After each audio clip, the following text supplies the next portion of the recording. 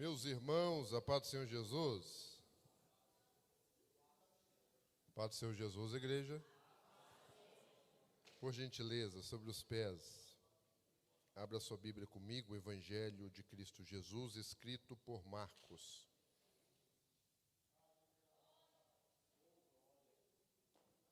Evangelho de Jesus Cristo, escrito por Marcos, encontra o capítulo de número 5, por gentileza.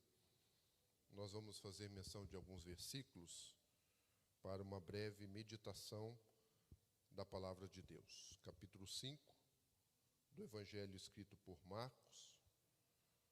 Nós vamos começar lendo a partir do verso 1. Enquanto você procura, eu quero louvar a Deus pela oportunidade que Ele nos concede mais uma noite estarmos juntos, para a gente poder louvar e bendizer o nome do Senhor. Deus abençoe os nossos queridos pastores presidentes, pastor William da Silva Júnior, pastora Vilma, que já foi justificado aqui pelo nosso vice-pastor, pastor Marcelo. A ausência dele, mas ele está sempre acompanhando e abençoando as nossas vidas em cada departamento que compõe o corpo desta igreja. Deus os recompense de forma especial aos irmãos que estão nos assistindo pelo canal do YouTube, a cada um que aqui se encontra, e esse casal de Deus, pastor Emerson e a pastora Gilcélia. Deus os recompense. Capítulo 5, a partir do verso 1, quem encontrou, confirma como amém. Assim está escrito: Entre mentes, chegaram à outra margem do mar, a terra dos Gerazenos.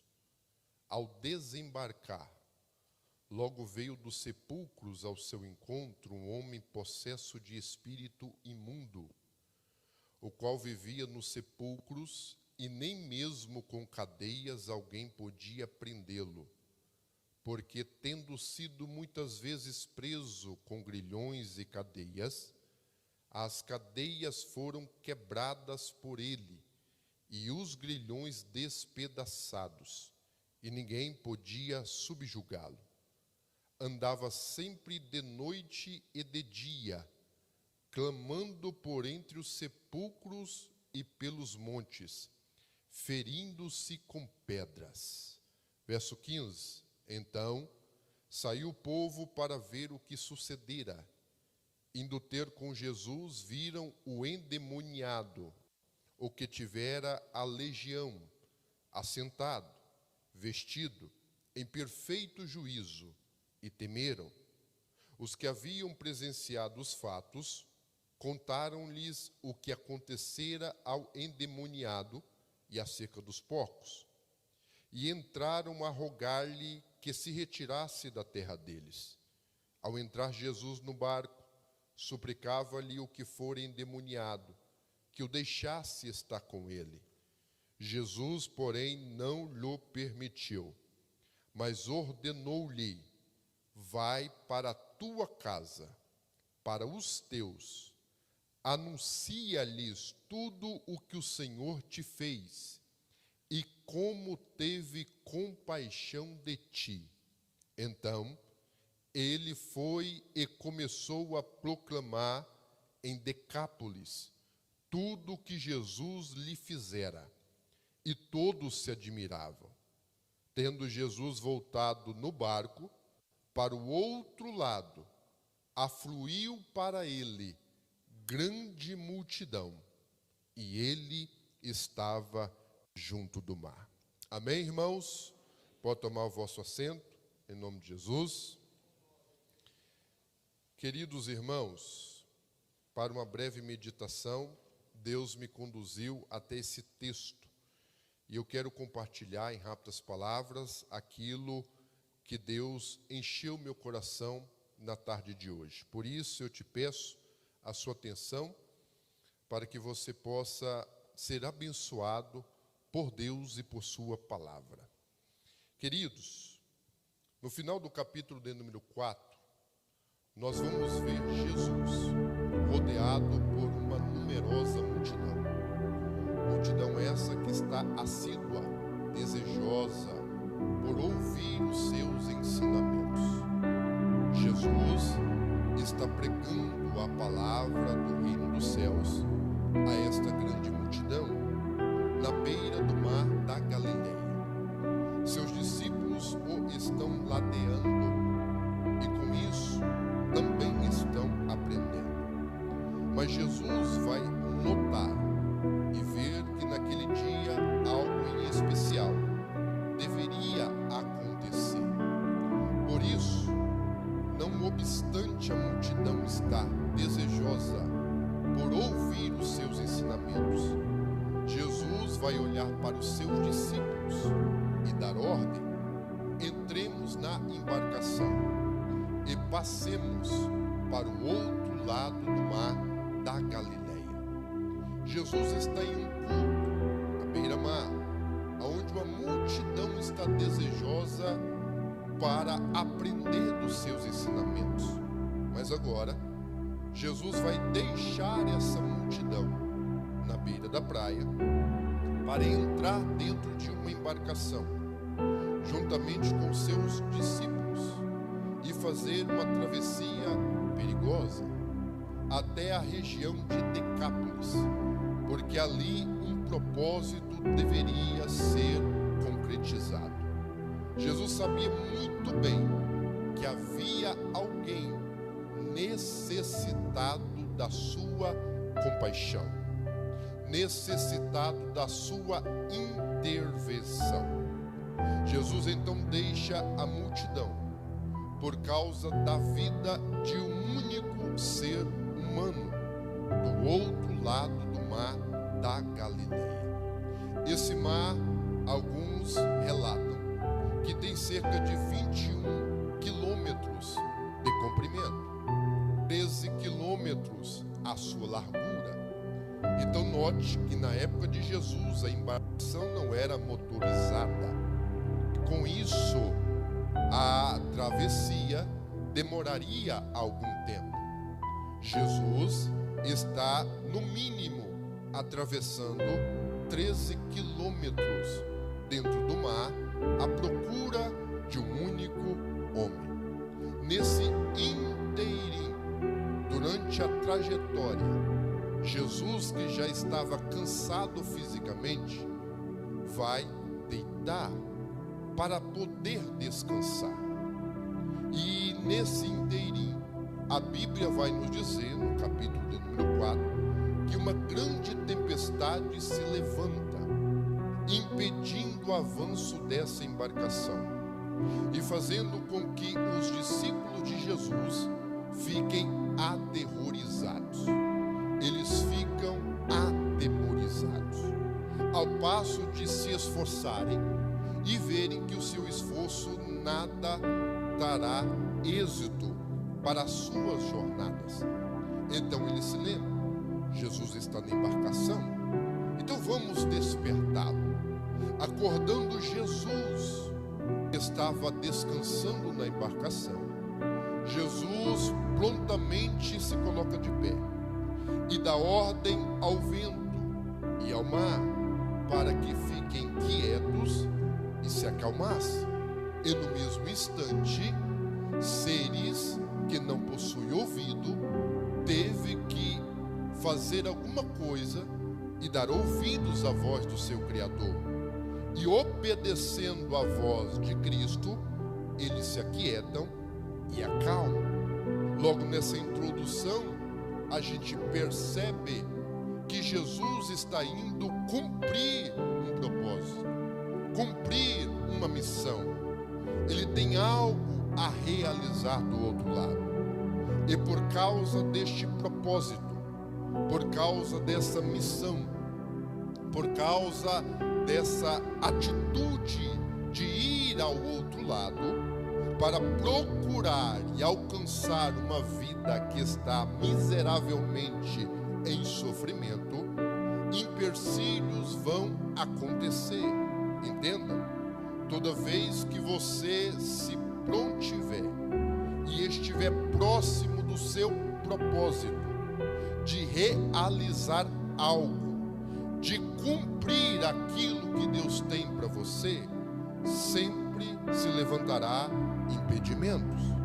Eu repito, toda vez que você estiver próximo de realizar algo que Deus te comissionou, toda vez que você estiver perto de cumprir o propósito que Deus tem para ti, para a tua casa, para a tua família, entenda que o inimigo vai se levantar.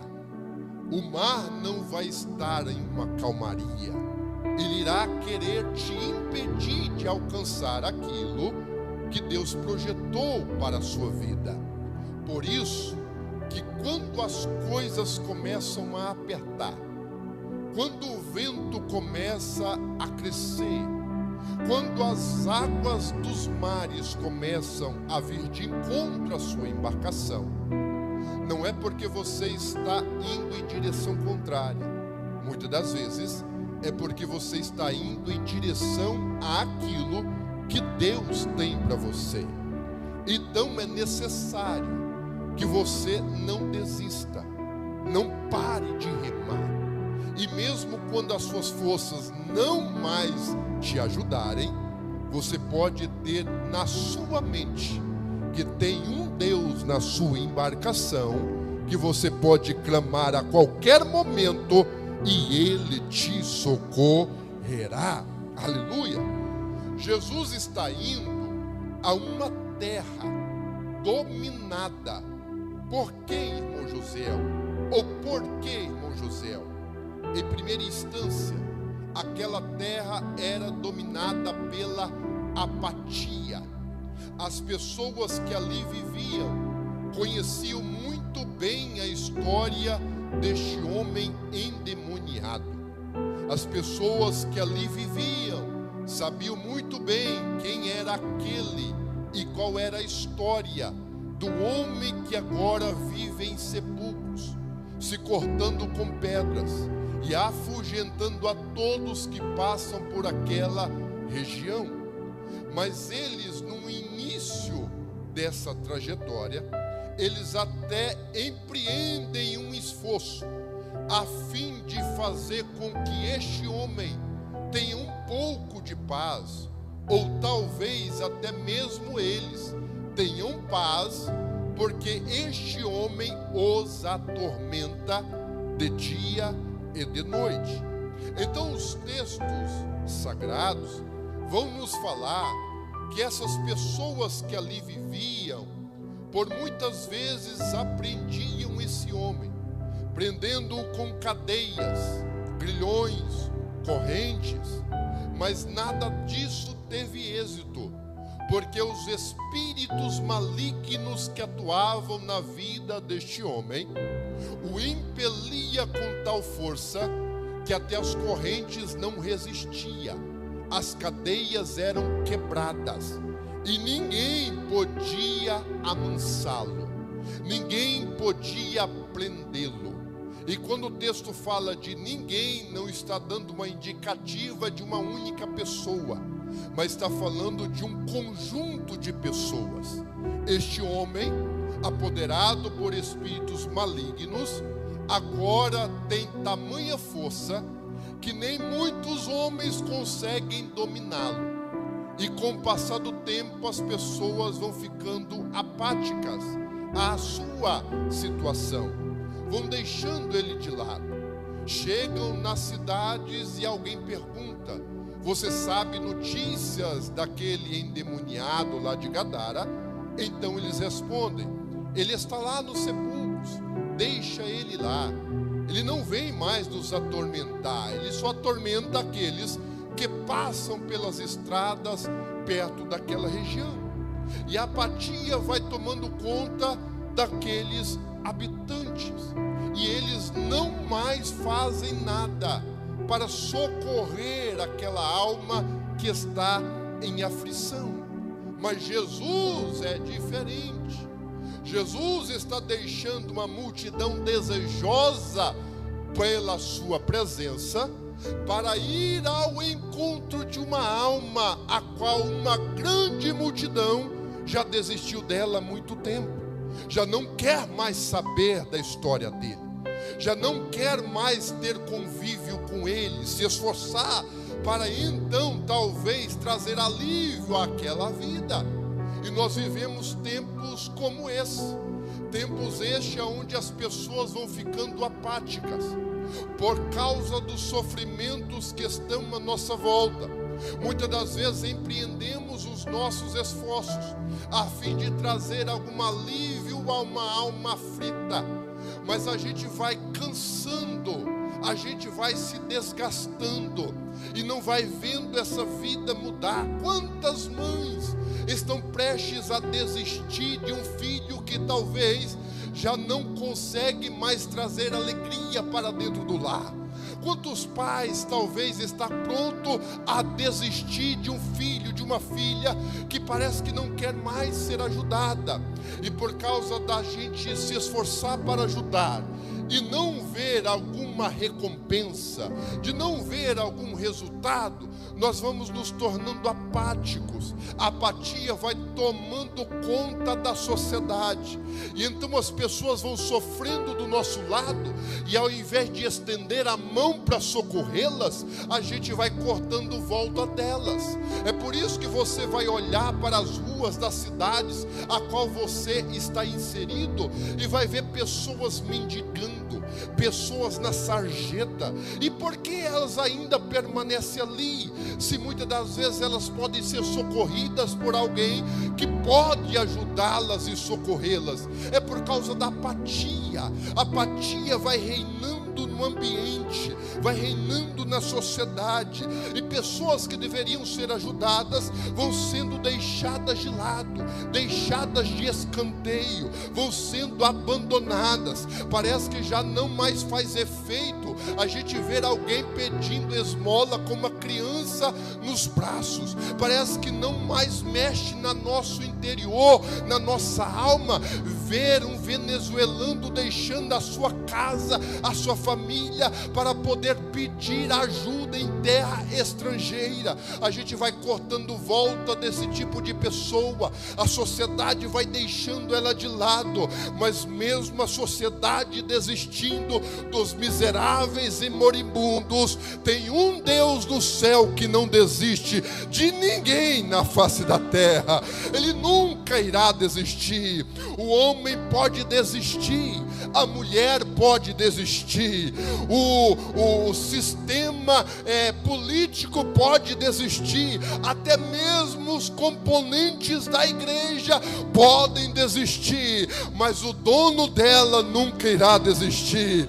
Você só está aqui essa noite, pastor Emerson só está aqui essa noite porque teve um Deus que olhou e disse: já que a sociedade está desprezando, já que a sociedade está apática, já que a sociedade não estende mais a mão, eu vou descer lá naquele presídio, eu vou descer nessa mesa de boteco, eu vou descer nesse fundo do poço, vou tirar ele de lá e vou resgatá-lo para a minha presença. Louvado seja Deus.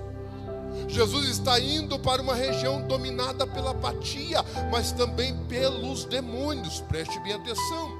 Aonde há desobediência, aonde há pecado não tratado, os demônios se aproveitam.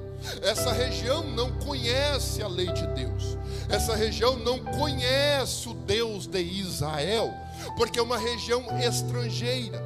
E isso é muito bem explícito, porque na lei era proibido cultivar, cuidar de porcos, mas o que mantinha essa região economicamente era cuidar de porcos, cuidar de suínos. Era proibido terminantemente um judeu comer ou cuidar de porcos, e com isso demonstra-se a desobediência, o pecado, o erro, o engano, o desvio do alvo que é certo.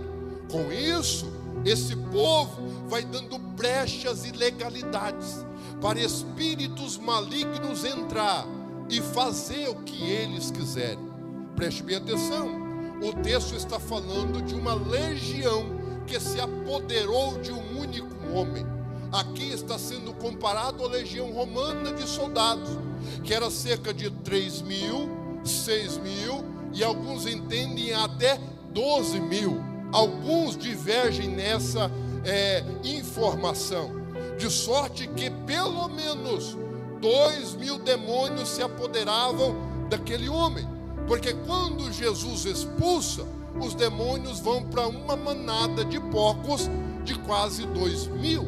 Então este homem está atormentado, terrivelmente em sofrimento, e aqueles demônios se acham no direito de tomar aquela região, Isabel.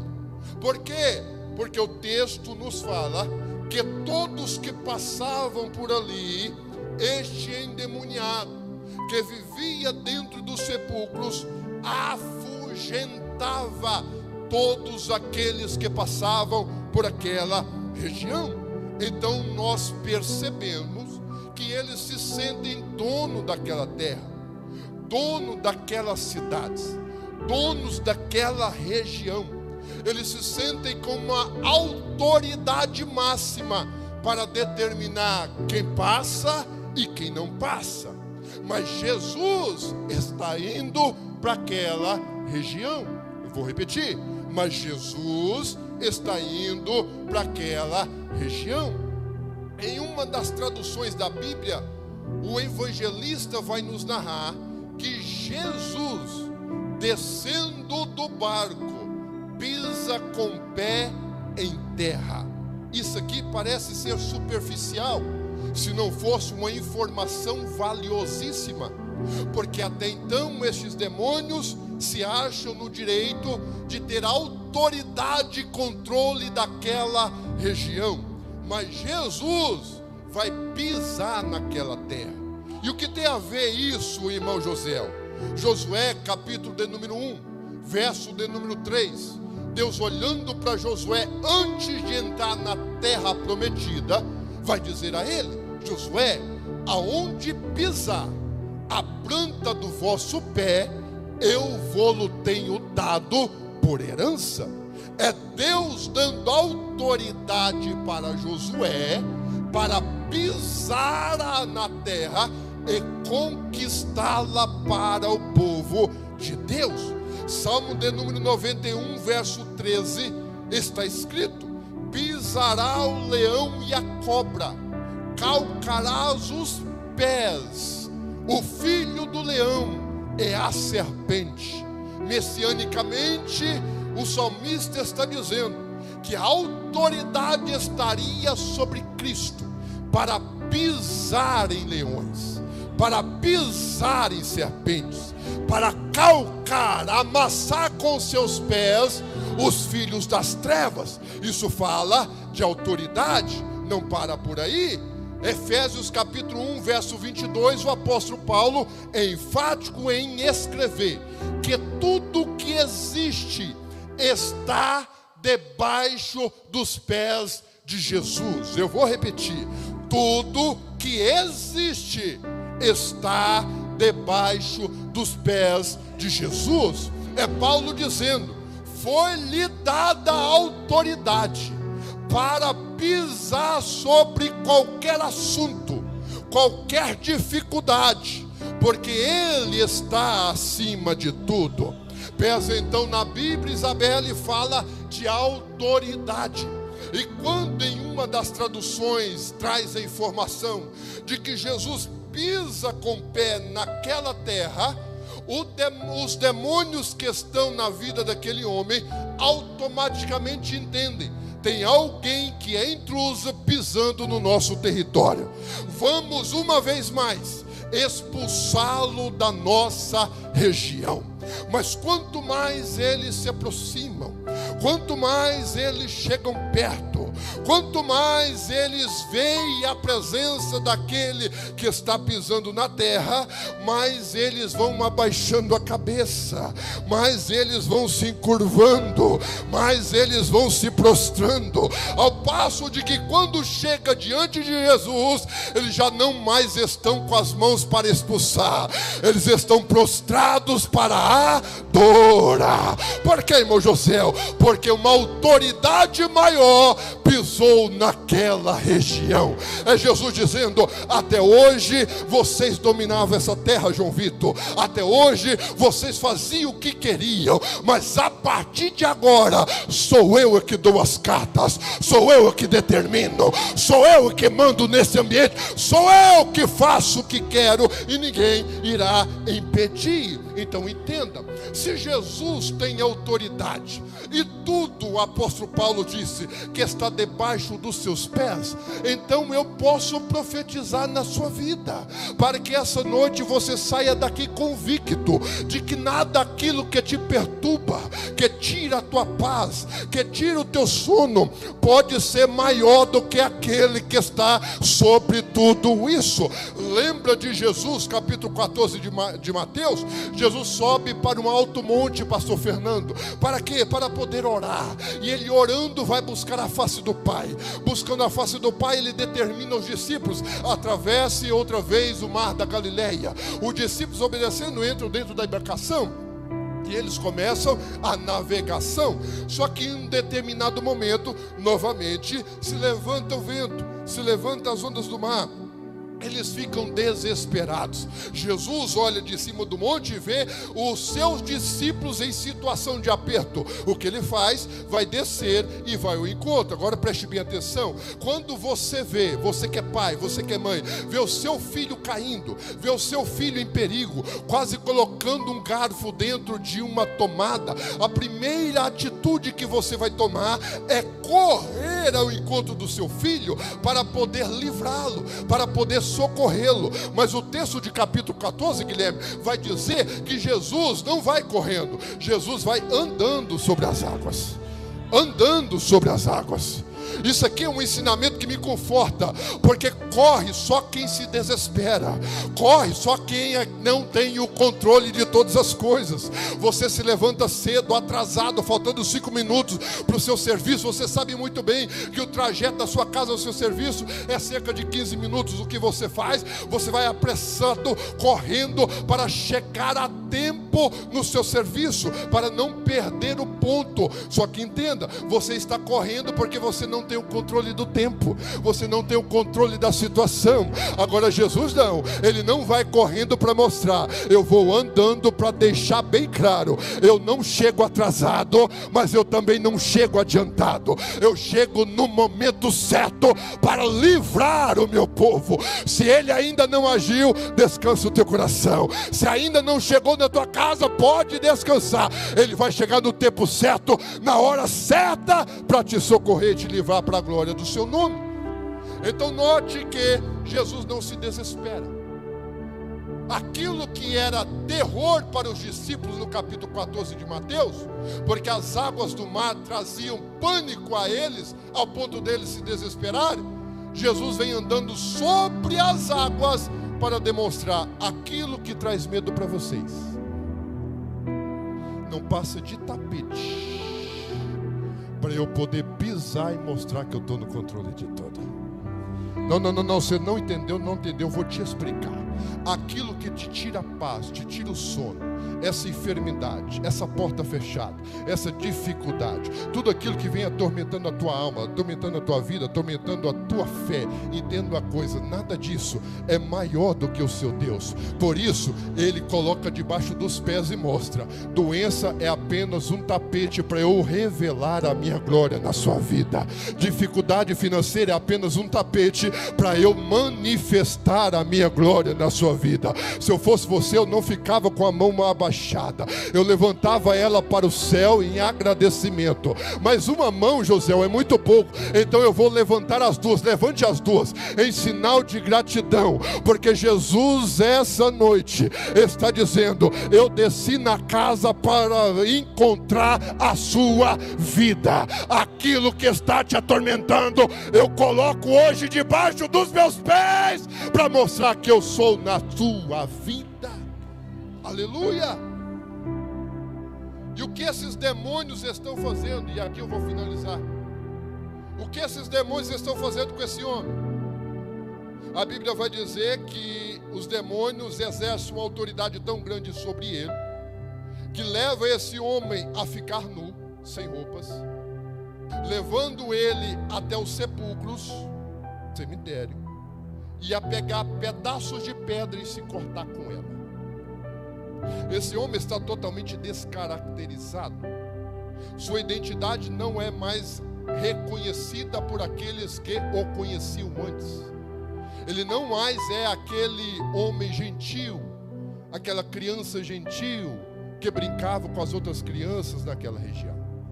Ele não é mais aquele adolescente que obedecia os pais, que trabalhava dia e noite para trazer sustento e ajudar no convívio da sua casa. Não é mais. Este homem agora está irreconhecível. Ele está nu, todo ensanguentado, todo ferido, todo cortado. E para finalizar a história, ele está no cemitério. Aí eu te pergunto: cemitério é lugar de vivo ou de morto? Cemitério é lugar de morto.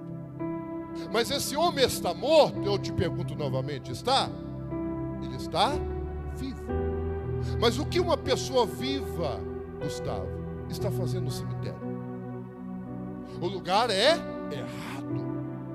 Ele está numa posição totalmente errada. Ele não está na posição a qual ele deveria estar. E é isso que o inimigo tenta fazer dia após dia com cada habitante sobre a face da terra. É tirar ele da sua posição original e conduzi-lo ao final da sua história. Cemitério fala de final de vida, final de sonhos, final de história, missionária Elizabeth. Ali os sonhos se cerraram, se acabaram. Ali já não tem mais projetos. Ali já não há mais esperança. Ali já não há mais vida. Ali só há um cadáver inanimado. Deve ser sepultado, porque senão apodrecerá diante dos olhos de todos. Olha o que o inimigo é especialista em fazer: em pegar uma vida e fazer com que ele creia, ainda vivo, de que acabou para ele, de que a história dele não tem mais jeito, que os sonhos dele não vai mais se realizar, que esse projeto não vai ter êxito, que essa porta nunca mais vai se abrir. É isso que o inimigo fica martelando dia e noite no ouvido de cada habitante na terra. Você não vai conseguir, você não vai conseguir, acabou para você. Seu filho está nas drogas, é cadeia ou é cemitério. Sua filha não tem mais jeito para ela, ela vai engravidar antes de um casamento e ninguém vai querer tomá-la por esposa. Aí você fica perturbado: será mesmo que acabou? Será mesmo que encerrou? Será mesmo que é o final da história? Aí vem Jesus pisando naquela terra. Cada passo que Jesus dá em direção ao homem é um passo da graça, forçando o homem a sair do cemitério à presença de Jesus. Olha que coisa linda, irmão. É a graça de Deus atuando na vida de um miseravelmente endemoniado. Por que que a graça de Deus está atuando na vida deste homem? Porque este homem aqui é um sobrevivente. Por mais que é um endemoniado, por mais que é um cachaceiro, por mais que está nas drogas, por mais que está dentro de um prostíbulo, por mais que está dentro de uma penitenciária, ele ainda tem vida. E se tem fôlego, ainda há esperança. A graça dele ainda o está preservando. Quantas vezes minha mãe, eu chegando em casa totalmente alcoolizado, drogado, eu vendo ela com lágrima nos olhos, 3, 4 horas da manhã, orando em meu favor. E quantas vezes eu já não acidentei nas BRs desse estado. Quantas vezes as pessoas já não tiraram arma, apontaram para mim e falharam. E por que tudo isso? A graça de Deus nos alcançou, mesmo quando a gente não merecia. Esse homem miseravelmente endemoniado, e a graça de Deus o cercando. Por quê? Porque, entenda, havia uma manada de 2.000 porcos. Então a legião sai do homem depois que Jesus os expulsa, e essa legião entra na manada de porcos. O que os demônios fazem com os porcos? Levam eles a se matarem, a se lançarem de um precipício. Então pelo menos um demônio agindo na vida de um porco levou eles ao final da sua trajetória de vida. Agora imagina a atuação de pelo menos 3.000 demônios na vida de um único homem, e os demônios dizendo: pega a pedra, corta o pulso, corta a garganta, coloca a foca no madeiro, se enfoca, tira a sua vida, toma furadão, toma remédio, chumbinho, não tem mais jeito para você. Aí a graça de Deus cercando e dizendo: vai ter jeito sim, vai ter jeito sim. Vai ser pregador ainda, vai ser missionário ainda, vai ser alguém atuante na minha presença. Aí quanto mais Jesus se aproximava daquela vida, mais a graça de Deus empurrava ele de dentro do sepulcro, dizendo: aqui não é o teu lugar. O diabo querendo arrastar, dizendo: é aqui que é o final da tua história. A graça de Deus dizendo: não, tem muita coisa ainda para caminhar. Sai, vai ao encontro do meu filho, porque tem uma obra a ser realizada. Entendo uma coisa essa noite, irmão: não é o final da vida, não é o final da história, não é o sepulcro dos seus sonhos. É um instante aonde Jesus desceu nessa casa essa noite para trazer de volta dos mortos aquilo que tem que estar vivo, tem que estar vivo e tem que estar vivo. Por isso, irmão, não aceite as palavras do diabo no seu ouvido. Você não é um fracasso. Meu José está pregando palavra de autoajuda, de coach? De maneira alguma. Eu estou falando que Jesus te ama a tal maneira que Ele entregou a sua própria vida para tirar você do sepulcro e conduzi-lo à vida eterna na sua presença. Eu vou repetir, porque isso aqui talvez não mexe com muita gente mais. Porque se eu falar de chave, de carro, alguma coisa, as pessoas se alegram. Mas eu falar de que a gente foi transportado dos reinos das trevas para a maravilhosa luz, é só quem verdadeiramente reconhece o que Jesus fez por ele na cruz do Calvário. Levanta uma das suas mãos, por gentileza, em sinal de gratidão, e começa a agradecer a Ele essa noite, por você não estar no final da sua história. Você está apenas começando o trajeto de uma linda história que Deus está escrevendo. Não, mas todo mundo dizendo, tem que colocar ponto final. Jesus apaga, coloca uma vírgula e diz: caminha mais um pouco, tem muita coisa ainda para fazer. Elias debaixo do pé de zimbro dizendo: tira minha vida, porque eu já não mais sou necessário. Jesus envia pão, envia água, come do pão, bebe da água e vai caminhar, Elias, porque tem muita coisa ainda para ser feita. Jesus é especialista em trazer as coisas que estão fora do lugar para o seu devido lugar. Lembra de Ezequiel? E aqui eu finalizo. Deus olhou para Ezequiel e disse: Ezequiel, vamos dar um passeio, vamos dar uma volta, eu tenho que te mostrar algumas coisas. Ezequiel então vai com o Senhor. Então Deus leva ele para um passeio bom. Qual é o passeio? Vale de ossos secos, cemitério, final de história. Chega lá, Deus pega na mão de Ezequiel, parafraseando, conjecturando, e diz: Ezequiel, vamos dar uma volta ao lado deste vale.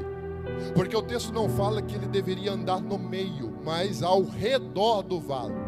Porque Deus sabe muito bem que aquele vale cheio de ossos representava a história de Israel. E ninguém que está em pé pode pisar naquele que está caído. Aí Deus está dizendo: eles podem ter caído, morrido, mas eles ainda são meus. Então eu não autorizo ninguém a pisar na história de alguém que me serviu durante tanto tempo. Eu abro um parênteses desse aqui para trazer algo para você. Não ousem tocar na vida de alguém que caiu, perdeu as forças, que está no meio do caminho, por tamanho ou grave erro que ele tenha cometido, Deus ainda pode mudar a história dele e fazer dele uma bênção sobre a face da terra.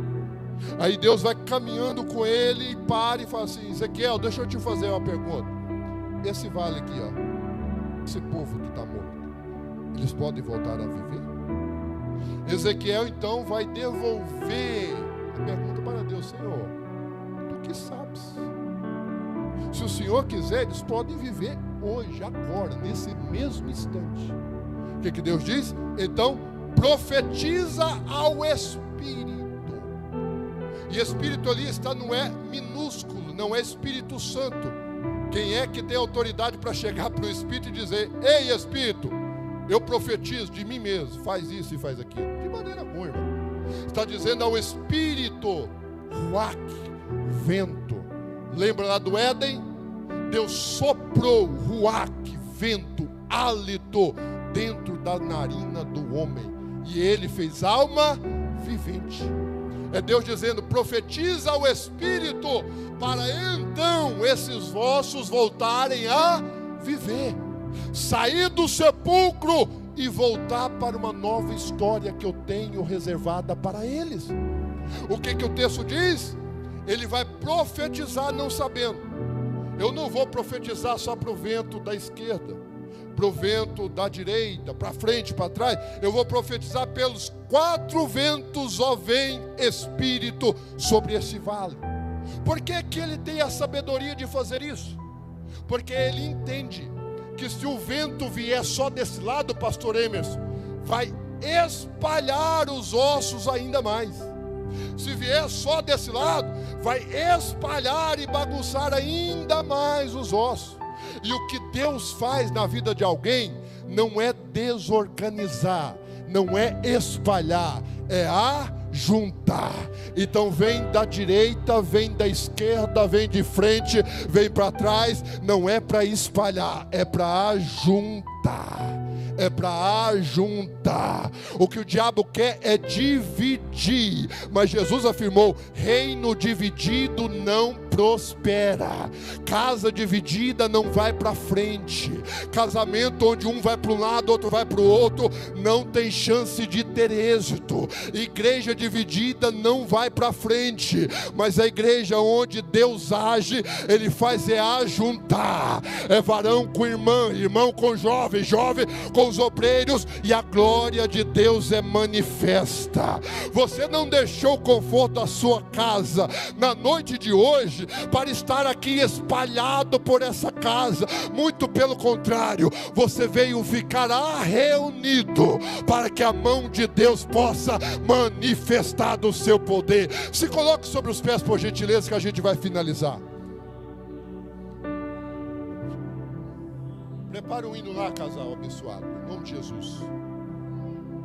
Eu vou te convidar, por gentileza, a gente finaliza agora em 3 minutos. Segure na mão do seu irmão, se não for pedir muito, segure na mão dele, segure na mão dela. Feche os teus olhos. E agora, unido, ajuntado com seu irmão, você vai clamar pela vida dele. Você vai orar pela vida dele. De que forma, Josiel? Você vai clamar para que Deus possa escrever a história que Ele tem reservado para essa vida. E se você não ouvir essa pessoa clamando em seu favor, você vai apertar a mão dele com carinho, até começar a estralar o dedo e ele começar a dizer: glória a Deus, aleluia. Se você não ouvir um barulho de adoração, de louvor, de clamor desses lábios, você vai apertar com mais carinho ainda e dizer para ele: me ajuda aqui essa noite, eu quero sair daqui abençoado. A obra de Deus é feita não por um, mas é por um conjunto. É por isso que o Espírito nos ajuntou aqui essa noite. É por isso que a graça dele está sendo manifesta em nosso meio aqui essa noite. É por isso que ele está testemunhando através da vida do pastor Emerson, dizendo que ele estava no final da história, mas ele foi lá dentro do presídio, tirou ele de lá para fazer dele um grande pregador, um grande adorador na palavra dele na terra.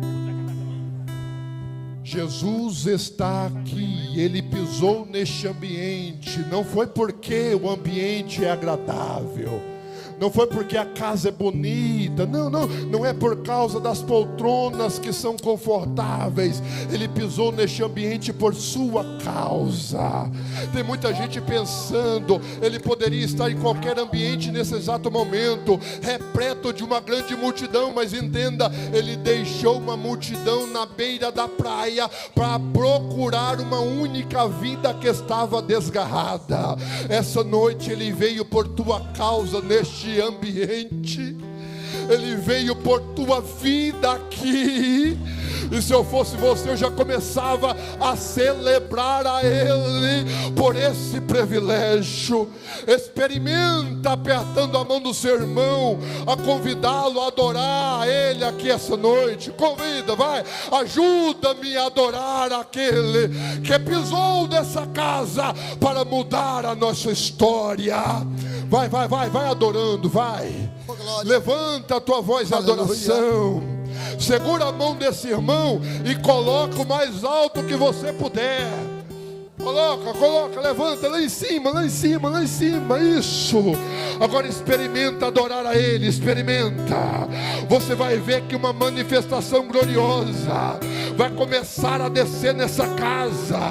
E esse sentimento de desistência vai cair por terra. Esse sentimento de que é o fim vai cair por terra. Porque Jesus pisou aqui nessa casa para mudar a nossa história. Eu vou começar a contar aqui. Eu não sou de fazer isso aqui dessa casa, mas o Espírito de Deus está me impelindo. Josiel, conta até 3. Enquanto você for contando, peça para a minha igreja me adorar, peça. Eu quero ouvir o barulho da minha igreja me louvando. Eu quero ouvir o barulho da minha igreja me exaltando. Eu quero ouvir o barulho da minha igreja me adorando. E quando eu contar 3, toda a igreja vai dar um brado de júbilo e de vitória, para toda a cidade de Jaraguá entender que aqui tem um povo que está unido, porque Jesus nos ajudou essa noite. Eu conto 1 para quem tem glória. Cadê você que tem glória? Cadê você que tem glória? Cadê você que tem glória? Glória. Eu conto 2 para quem tem aleluia. Quem é batizado no Espírito, abre a boca, vai. Está vendo o ambiente começando a mudar? Está vendo? É a ação do Espírito de Deus. Não é pregador, não é o cantor, não é o pastor, é a graça dele. Vai adorando, vai. Esse ambiente vai ser tomado. Eu conto 2,5. Se prepara para dar o brado de vitória aqui essa noite. Enche o teu pulmão de ar, porque eu conto 3. Adora. Adora.